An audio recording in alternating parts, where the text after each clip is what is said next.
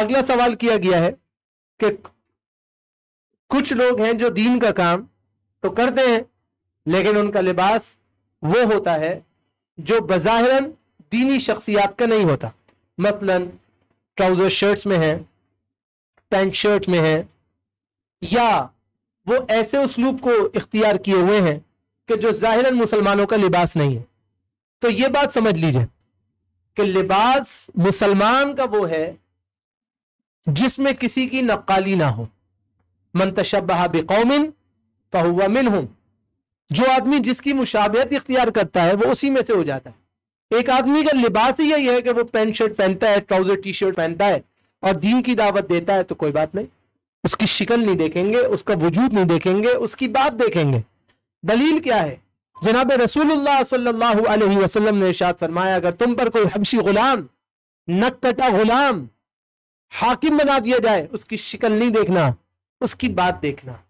تو یہ جتنے بھی ہمارے یوتھ ہیں اور یہ جتنے بھی ہمارے ایسے مبلغین ہیں کہ جو اگر ٹراؤزر شرٹس میں ہے، پینٹ شرٹس میں ہیں، اگر وہ آپ کے ملک میں ہے اور کسی سے زیادہ مانوس ہے تو یہ بات سمجھ لیجئے کہ انہیں اسے ترجیح نہیں دینی چاہیے، لیکن ان کو چاہیے کہ وہ اس بات کو قبول کریں جو بات شریعت نے ان کے لیے مقرر کی ہے.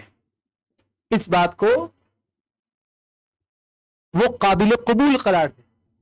اور اگر ایک آدمی کا پہناوا یہی ہے، اس کا ڈریس یہی ہے، اس کا ڈریس کوڈ یہ ہے، تو پھر اس میں انشاءاللہ الرحمن کوئی حرج نہیں ہے اور وہ دعوت و دین دیتا ہے. جیسے ڈاکٹر ذاکر نائک ہے کہ تو وہ شیروانی پہنتے ہیں یا وہ پینٹ کوٹ میں رہتے ہیں تو ان کا لباس یہی ہے. اسی طرح ڈاکٹر اسماعیل مینک ہیں زمبابوے کے، وہ ہمیشہ جبے میں رہتے ہیں، حالانکہ ان کا جبہ پہننے کا رواج نہیں مگر وہ رہتے ہیں. اسی طرح بہت سے لوگ ایسے ہیں کہ ٹرکی ہے جس کو ترکیہ کہتے ہیں یا ایجپٹ ہے، وہاں پہ لوگ عمومی طور پہ ان کا ڈریس کوڈ ہی یہی ہے کہ وہ پینٹ شرٹ میں ہوتے ہیں. تو اگر وہ دین کی دعوت دے رہے ہیں اور اس کے اندر دے رہے ہیں تو پھر انشاءاللہ الرحمن کوئی حرج نہیں ہے. لیکن ان کے اس ڈریس کوڈ کی وجہ سے ان کو فائق کہنا ان علماء پر جو قرآن و حدیث کے داعی ہیں یا جو قمیص شلوار میں ہے یا جبے میں ہے یا شرعی لباس کو اختیار کیے ہوئے ہیں یا ان کی ازار پوری ڈھکی ہوئی ہے یا ان کے ٹخنے کھلے ہوئے ہیں، تو ان کو یہ کہنا کہ یہ فنڈامنٹلسٹ ہے یا یہ پرانے زمانے کے لوگ ہیں یا یہ فلان اور فلان ہے، تو یہ باتیں زیب نہیں دیتی. ہاں یہ ضرور ہے کہ ہر ایک چیز کا ایک پرائمری سٹیج ہوتا ہے، ایک اس کا سیکنڈری سٹیج ہوتا ہے. جو اہل علم ہے، باشرع ہیں، شریعت کو قبول کرنے والے ہیں، یہ سیکنڈری سٹیج ہے. اور جو پرائمری سٹیج ہے وہ ہمارے وہ ینگسٹرز ہیں جو کوئی بھی ڈریس کوڈ یوز کریں اور وہ لوگوں کو دین کی طرف بلانے کا سبب بنتے ہیں. اسی وجہ سے اسی لیے لوگ ان سے متاثر ہوتے ہیں. تو لوگ ان سے متاثر ان کے لباس کی وجہ سے ہو رہے ہیں تو یہ بات صحیح نہیں ہے.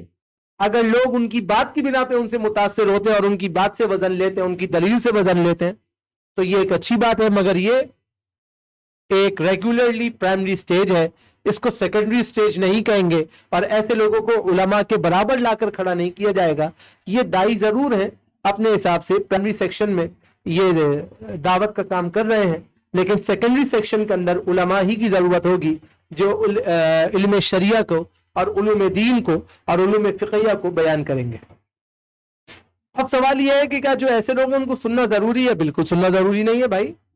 سننا ضروری تو اس آدمی کی بات ہے جو قرآن و سنت کو بیان کر رہا ہے. اگر کوئی بھی شخص قرآن و سنت کو بیان کر رہا ہے اب اس کو سن سکتے ہیں. اگر قرآن و سنت کے علاوہ کوئی شخص کچھ بھی بیان کر رہا ہے تو اس سے بچنے میں انشاءاللہ خیر.